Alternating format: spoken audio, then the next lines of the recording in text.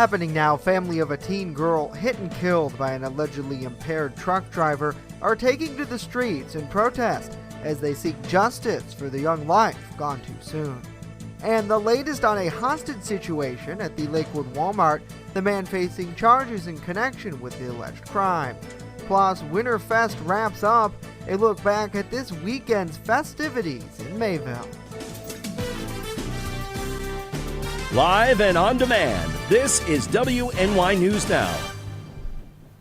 And thank you for joining us for WNY News Now. I'm Justin Gould. A look at our latest local news is coming up, but first, all eyes are on the weather and this warm-up we're seeing today. Chief Forecaster Dakota Hunter joining us live with more. And really, Dakota, you wouldn't think it'd be the end of February if you stepped outside. No, I mean, it is not feeling like February at all today. So we've got another warm up here for the next couple of days. And man, a nice look over the Chautauqua Lake Skycam. And yeah, the sun is going to be out for today. So enjoy it while we've got it. Now, this is a little bit of a different satellite imagery. This is a higher res satellite. And I wanted to show this because you see all this out here, this kind of dark stuff that's not moving. That's the ice on Lake Erie. Yes, the satellites can actually pick up on the ice coverage, obviously, on the Great Lakes. So this you see right here is the ice on the Great Lakes, and you can also see some of the snowpack across the region as well. So that's very cool to see on the satellite imagery, but nothing going on today. 41 was the high yesterday. We started the day at 34, 65, and 15 below are the records. So through the afternoon, a lovely day, partly to mostly sunny and mild, 49 to 54. Now we do get into some more rain showers, could pose possibly a localized flooding potential. We'll talk about it with that Ultimate Satellite Solution 7-day forecast later on in the show, Justin. All right, Dakota, we'll see you back in just a bit. Family of a 15-year-old girl who was killed during a hit-and-run semi-truck crash on New Year's Eve in Jamestown is returning to the scene of the crime tomorrow in protest. Our Julia Gress with what's ahead. The fatal crash killed 15-year-old Alexis Lexi Hunan as she was crossing West 6th Street near Washington Street. Lexi was allegedly hit by Randall Rollison's 18-wheel car carrier. He is charged with felony leaving the scene of a motor vehicle accident and driving while impaired by drugs. A Chautauqua County grand jury also indicted Rollison in connection with unregistered handguns. Despite the slew of serious charges, Rollison was able to walk free on bail. Lexi's stepmother, Jessica Martin, shared her family's frustration at the injustice, saying Lexi herself never would have stood by and let this happen. We're planning a peaceful protest. It's called Line Up for Lexi. It'll start on 6th and North Main. And people will just be lined up as far as however many people go. And it got started because Mom was angry. The protest will run from 11 a.m. through 1:30 p.m. Her family is asking for the community to come out to support by making signs and joining Lexi's family and friends. I wanted to do something for Lexi. Martin explained that she is for bail reform, but does not feel it was properly issued in this specific case. When more charges come, to push, call your governor, call your senator, call the mayor, use our government on our behalf to effect change, to keep a violent person from harming anyone else. Lexi's grandmother emphasized the importance of keeping her memory alive while fighting for justice to be served. We're trying to make people remember the good things. The justice aspect, it is paramount because she was an innocent. And as you can see by how the community reacted, she touched so many people. Yep. She was just, I don't have words for her soul and her energy. Lexi's best friend, Leo Allison, was amongst those who launched a petition to increase Rollison's bail. Their reasoning, because they feel the amount is not enough for a human life. Lexi was my light. She was Jesse's light. She was her father's and so many other people's light. And he took that from all of us and from her. And I'm just Why should he get to be out and get his light when you took away all of ours? Lexi's grandmother mentioned that according to several witnesses, a woman had called out to Rollison that there was a girl in the road, while others tried to wave him down. The driver waved back, seemingly acknowledging the girl, yet Rollison allegedly continued to drive. Julia Gress, WNY News Now. Julia, thank you. The family is pushing for a no bail ruling once the district attorney finalizes charges against Rollison. This comes as a renewed push for bail reform is underway to fix the revolving door of New York's criminal justice system. And a 41-year-old Celeron man is behind bars after allegedly holding a woman hostage inside of a vehicle parked at the Lakewood Walmart over the weekend. Lakewood Bus-Stop police were dispatched to the Superstore on Fairmount Avenue around 1 o'clock Saturday afternoon for a reported domestic dispute in progress. When officers arrived on scene, they allegedly found Scott Merritt holding a woman in a vehicle with a firearm, not allowing her to leave. Officers made contact with Merritt and were able to disarm the situation, taking him into custody.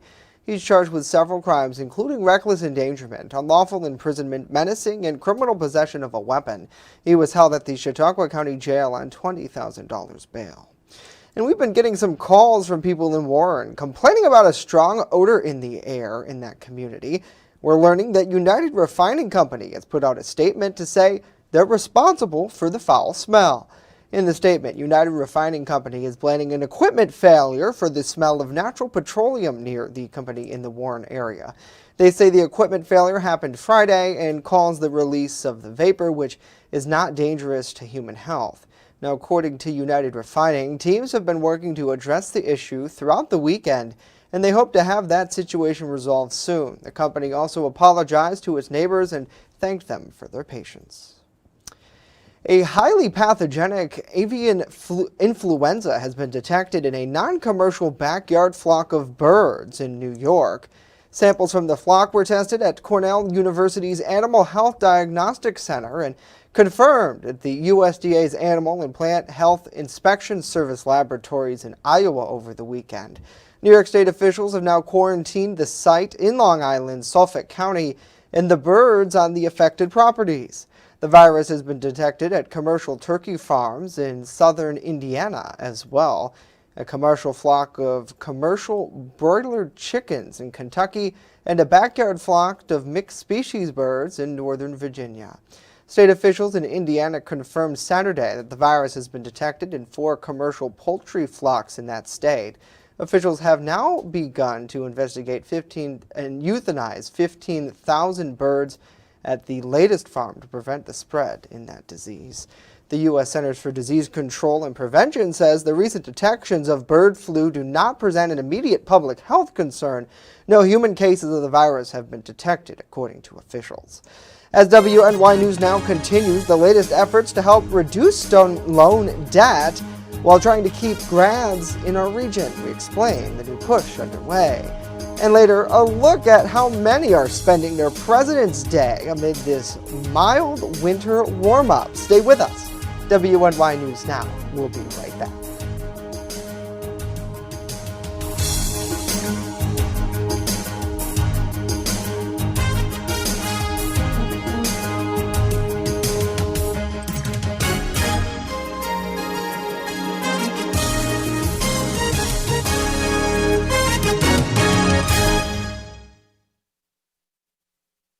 With coverage that matters. This is WNY News Now. EagleZip.com is your local one-stop shop for all of your home and business computer needs. Located on Fluvan Avenue Extension, just outside of Jamestown, EagleZip.com sells and services all brands of desktops and laptops, as well as servers and network equipment for your business. All new computer sales include transferring your data from your old computer plus a 2-year warranty. Call EagleZip.com today. Stop by EagleZip.com today and let us make computers easy for you. Home fires occur most often in winter. Keep anything that can catch fire at least 3 feet from heating equipment. And never use an oven to heat your home. Stay in the kitchen when frying, grilling, or broiling food. Turn space heaters off when you leave the room or go to bed. Make sure all vents are clear of snow and ice to allow carbon monoxide to vent outside. Have your furnace, heating system, and chimneys serviced each year by a qualified professional. Learn more at www.usfa.fema.gov. Brought to you by the Chautauqua Safety Village and the Jamestown Fire Department. Welcome to Honest John's Pizzeria, where you are the most important customer. Everything from freshly made subs to the best of pizza and wings, Honest John's has it all. And don't forget the ice cream! Order online today or check out our 2 great locations with buffets ready for every appetite. Don't I have the best job in the world?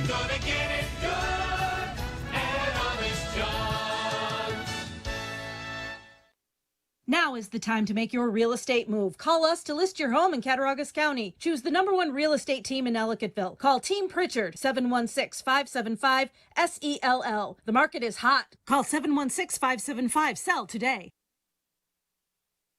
You're watching WNY News Now, where coverage comes first.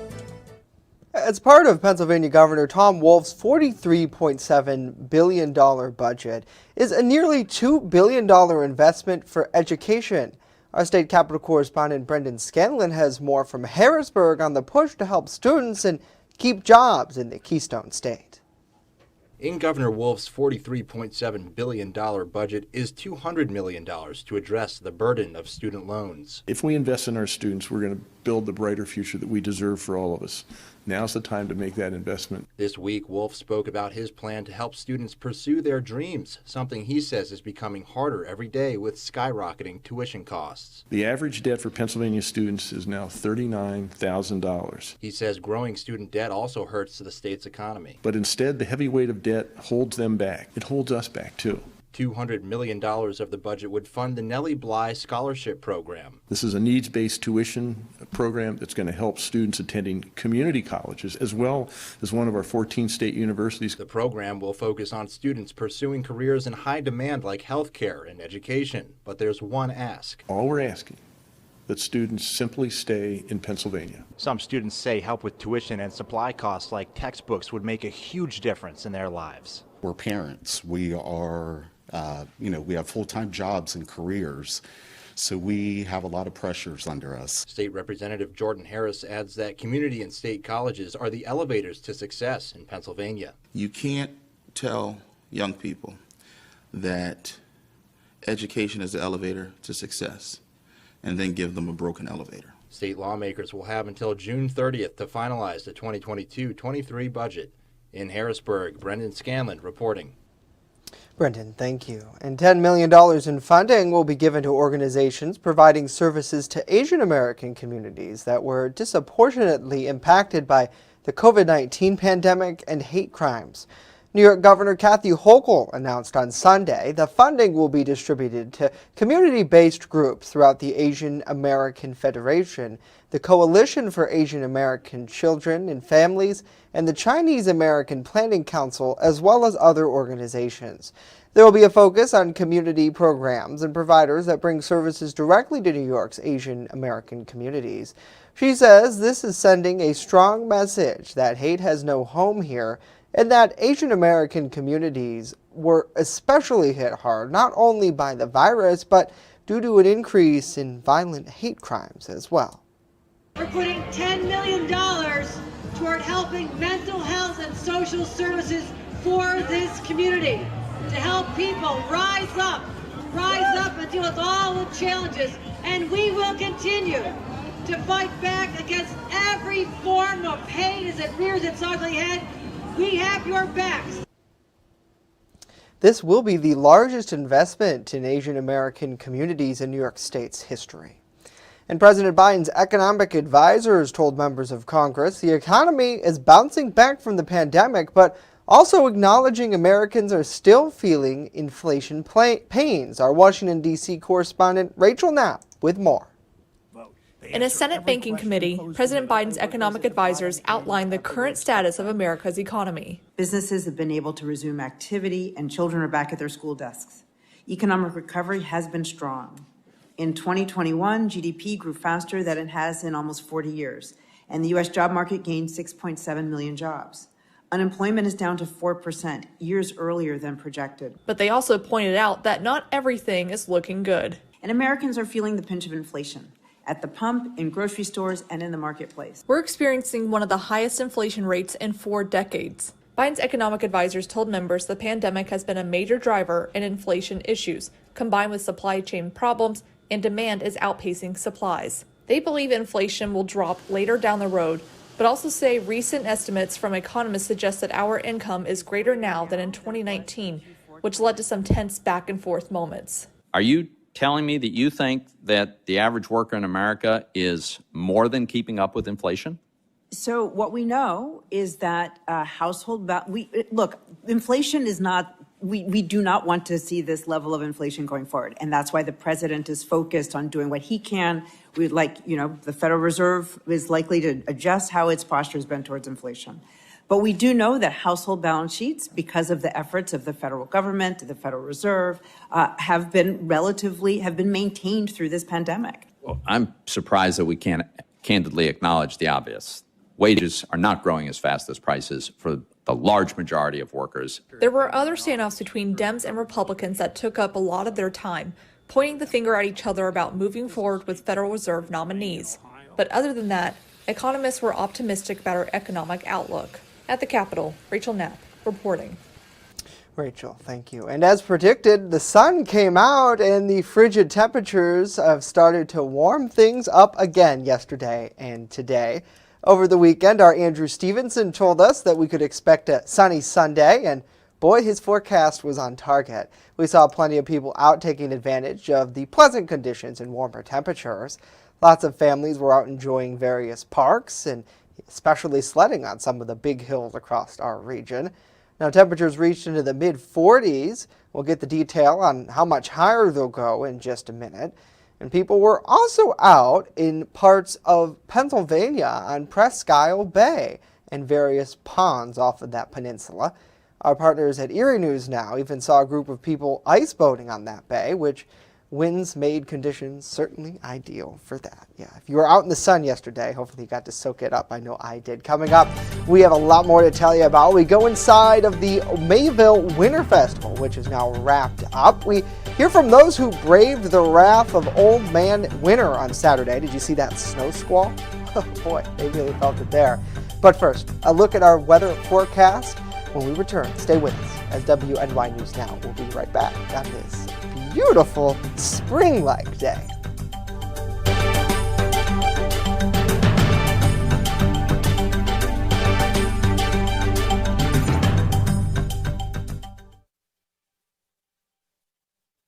You're watching WNY News Now, your source for breaking news.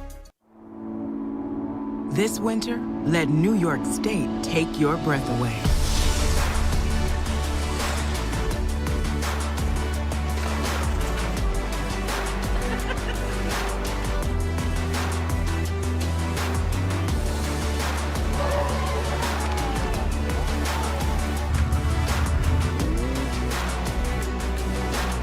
Come be a part of it. Plan your winter getaway at iloveny.com. There's an old saying, there's no news in the newsroom. Well, it's true. The time I spend at the anchor desk is just part of my day. Most of our time is spent gathering stories in the community, stories that matter to you. We can't do it alone, and we need your help.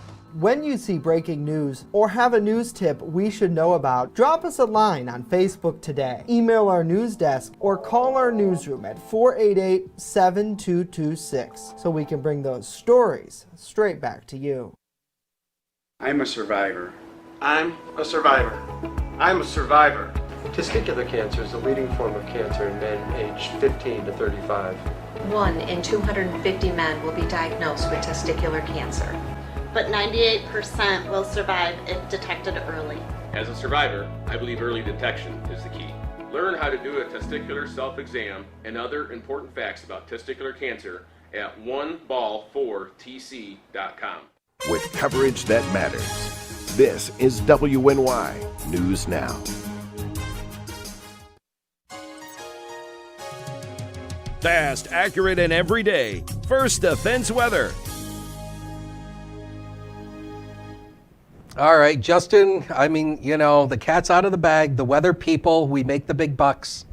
and that's the reason why. Yeah, you guys are good. So, anyway, speaking of Only good. when we like the weather, though. Right. That's the thing. So it's like, it depends on what the weather is. But hey, for the Ice Castle lighting, it was fantastic. Amy, I mean, she sends in some amazing pictures. And how about the Ice Castle lighting there on Friday night? And this was this morning. How about the Chautauqua River down by the River Walk? Dakota sending this in, not me, but another Dakota. He sent this in. So thank you for everybody. And of course, if you have any pictures or videos of the Weather Hunters WX on Twitter, the First Defense Weather page on Facebook, and use that hashtag MyLocalWX. A warm day, 47 as of noon hour, a light south wind, so the wind chill only 43 degrees. Darn, it's only 43 degrees. But hey, you know what? We're going to get close to that 50-degree mark today. It is going to be fantastic. But now as we go into tomorrow, there is going to be some widespread rain showers returning tomorrow, and that will produce a little bit of a flood threat. Remember, area streams and creeks are still running high from last week,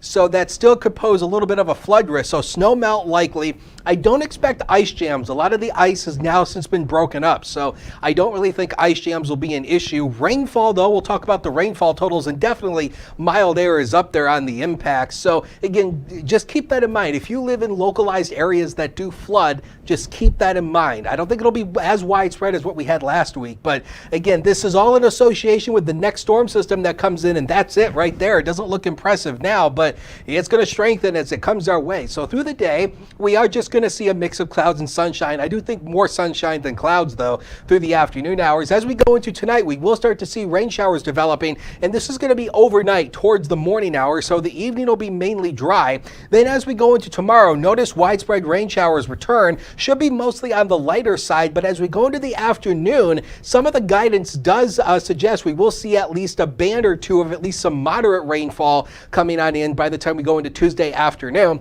And then the temperatures actually go downward as we go into Wednesday. So Wednesday will ultimately see a changeover to at least a few rain and snow showers. So rainfall, this is what we're looking at going all the way through Tuesday and into Wednesday morning. We're looking at about a half an inch to about 3/4 of an inch. So understand this is less than what we had last week, but again, you add a half inch worth of rainfall on top of an already swollen creek water level, you see where the problems come from. So through the afternoon, we'll likely be in the upper 40s to around 50 through the day. Enjoy this warm air while we have it. Now the next 7 coming up, powered by Ultimate Satellite Solutions. So 54 tomorrow with widespread rain. Rain and snow showers on Wednesday, turns colder. Then it changes over to all snow showers for at least a few hours on Thursday. Friday, more snow showers, 28. The weekend, kind of a toss-up right now. I think Saturday will be the better day, but it does turn much colder again, Justin, into the upper 20s. Yeah, we'll take it while we have it, certainly, Dakota. Thank you. The U.S. Senate is gearing up to take on a controversial topic, abortion rights. Senate Majority Leader Chuck Schumer says the Senate will take up the Women's Health Protection Act, which would make abortion legal in the U.S. The announcement comes as more states are passing restrictive abortion laws, and there's a chance the conservative-leaning Supreme Court would overturn Roe v. Wade. Pennsylvania Senator Bob Casey released a statement saying, in part, that he will vote yes to allow debate, but it's unclear if the Democratic senator would vote for or against the bill overall. He adds that he has long worked to reduce the number of unidentified pregnancies and abortions, and he hopes this debate will focus on new funding for pregnant women, infants, and children. The legislation already passed in the House in September, but we expect Senate Republicans to block debate on the bill. And around our region, police in Ottawa appear to have been taking more aggressive stance against the Freedom Convoy protesters there. This was the 4th straight weekend of demonstrations against COVID restrictions and vaccine mandates in Canada. Police in Ottawa made several arrests Saturday. At one point, they pushed through a small crowd near Parliament Hill. Smoke was reported near the scuffle, but a source says it's unclear whether police deployed that tear gas. Police claim the gas canisters are being thrown at them, and they have not used anything like that on the protesters. Officials also say they have arrested protesters wearing body armor with smoke bombs in their possession, and at least 47 people were arrested in total. More than 35 vehicles now have since been towed. The crackdown happened as authorities are bracing for more protests around the country this week. And maybe you've lived through World War II or learned about it through history class. It's been a lifetime since that conflict ended. Europe has been largely peaceful ever since. But many believe that soon could change. Amy Kelly has the latest on the Russian threats to Ukraine. Ukraine says Russia is trying to provoke a war. The question is, will it succeed? As the president has said, we believe that Putin has made his decision. Period. These satellite images show Russian troops on the move outside Ukraine. Ukraine says Russian-backed separatists are firing weapons in areas of eastern Ukraine that they occupy. The worry is they'll blame the violence on Ukraine. Russia trying to create a series of provocations as justifications for aggression against Ukraine is going forward. Now they're justifying the continuation of exercises in quotation marks. UK Prime Minister Boris Johnson says the result could be the biggest war in Europe since World War II. But NATO still hopes for peace. French President Emmanuel Macron continues to talk with Russian President Vladimir Putin. He's trying to set up a U.S.-Russia summit. The White House says President Joe Biden agrees to it in principle if Russia's actions start to match its words. There is no innovation and there is no such plans. If not, Putin is going to be in a very serious judgment for his future, for the future of Russia, and really for the stability of the world. I'm Amy Kiley reporting. With coverage that matters, this is WNY News Now. Remember when you were a kid, huddled around the television waiting for your school to close? Well, we don't get snow days. When winter weather hits, count on the First Defense Weather Team for a look into the future where the snow is headed next. Live radar showing you the scope of the storm and real-time reports from the field. So when it matters most, stay with First Defense Weather. Catch your First Defense forecast daily on WNY News Now.